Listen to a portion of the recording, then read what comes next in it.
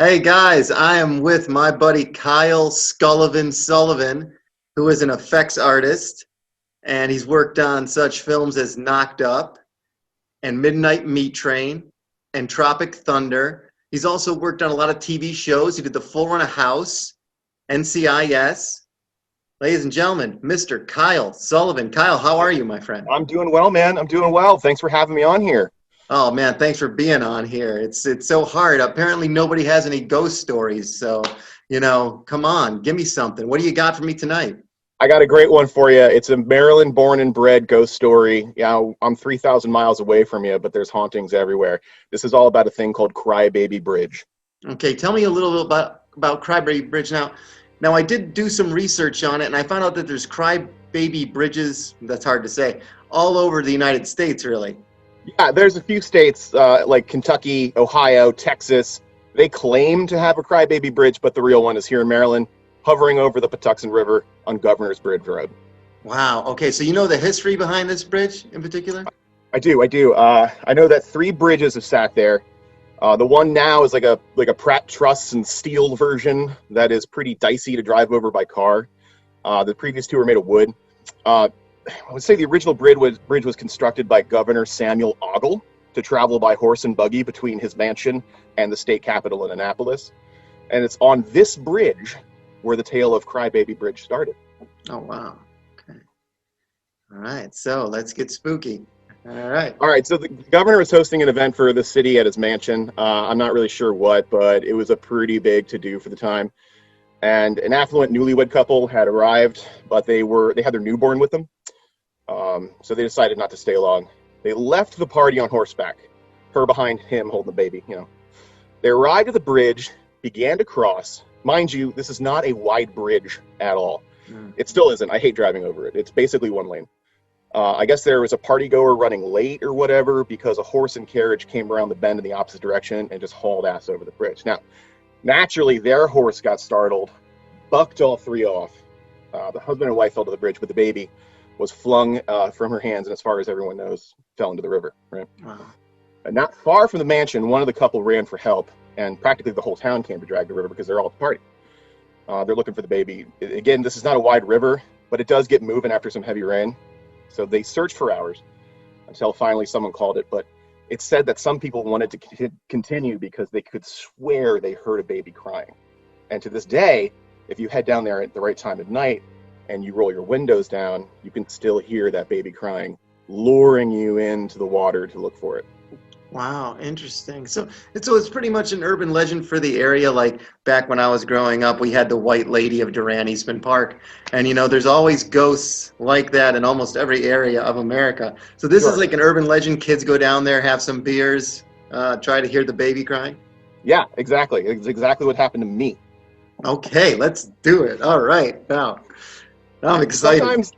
Sometimes the city closes the road because the flooding can get so bad it actually gets over the bridge. So they just close it down. But when I say they close it, I mean they put up a dumb stanchion, and you could easily just get around it, drive around it. So I was in my mid-20s. I was with some buddies, and I told them all about it, and they were like, "Let's go." So my friend drove us because it was the middle of the night, and he was the only one sober. We get to the bridge, stop the car, dead in the middle, roll down the windows. Nothing. Not a sound. Not one baby crying at all. So only the babble of the river could be heard. Well, that was not good enough for me and my drunk friends because we're idiots. So we tell our driver friend, wait here a minute. We hop out to investigate the shoreline, to get down there.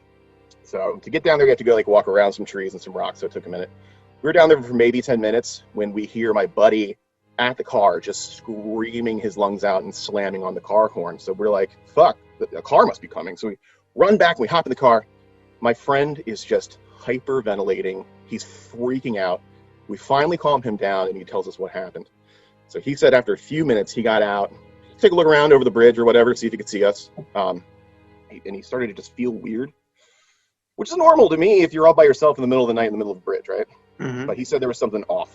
So he walked back to the car and he stands next to it, holding on to the car door with his foot, And he said at that point he hears a child laughing. Not crying. He hears a child laughing, like a giggle. Clear as day. So he's whipping around looking for us because he thinks it's us.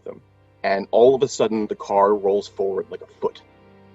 So he freaks out. He hops in, he slams his foot on the brake. Mind you, this bridge is completely flat.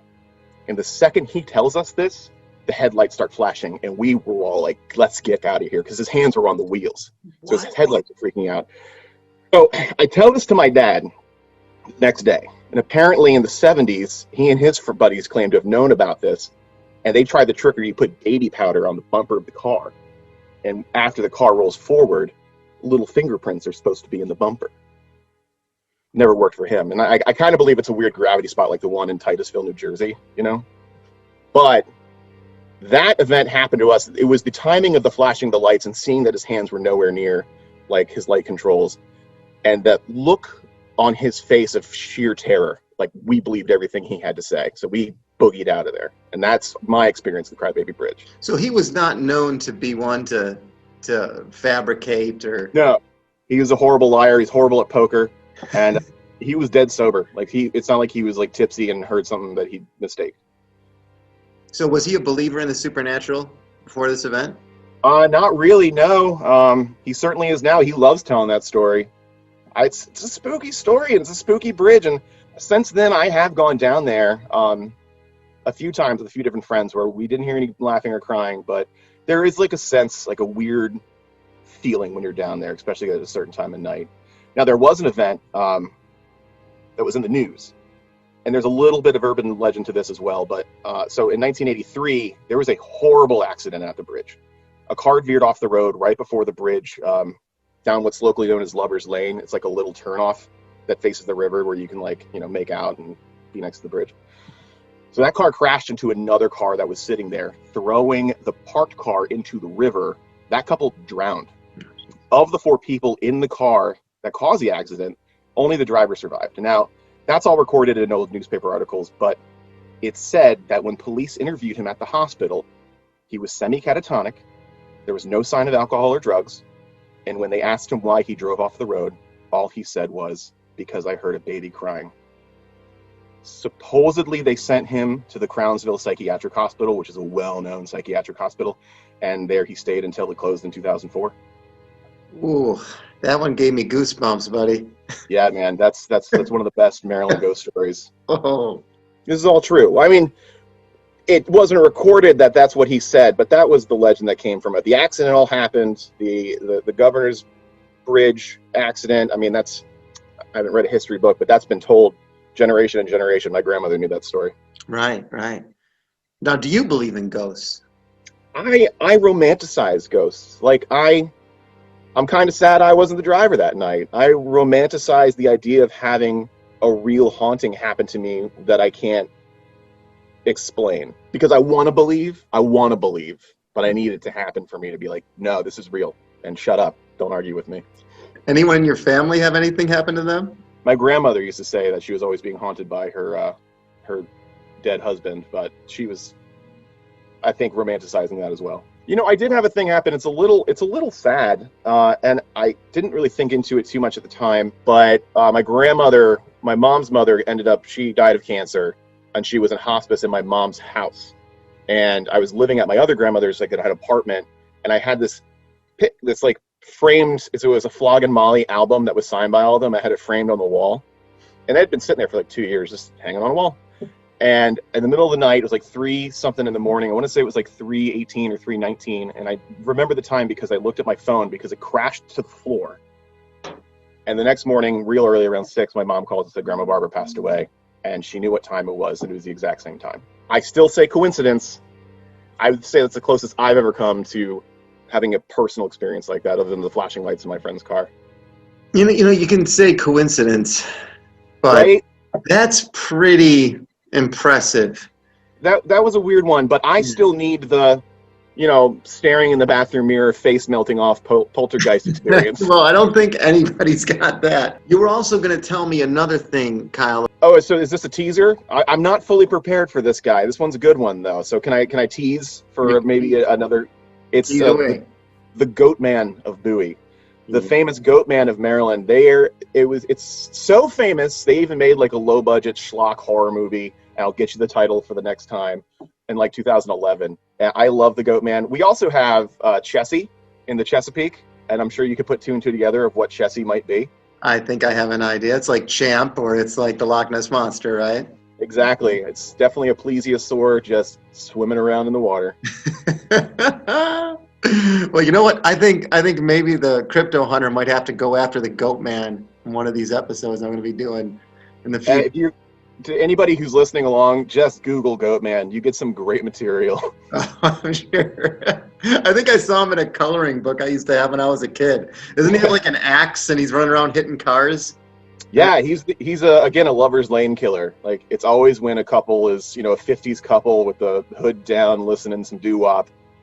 That goat hates sex. He hates poodle skirts and Letterman jackets. He loves Dion. No, wait. Kyle Sullivan, thanks so much for coming on, man. I really appreciate you having me. This is a lot of fun. And listen, guys, on the following week, I'm going to be taking a little break because I'm going to be shooting a new episode of The Crypto Hunter about the slit-mouthed woman of Japan. Should be pretty funny and entertaining. Thanks so much. Thanks to Kyle again. Thank you guys for watching, and I'll see you next time.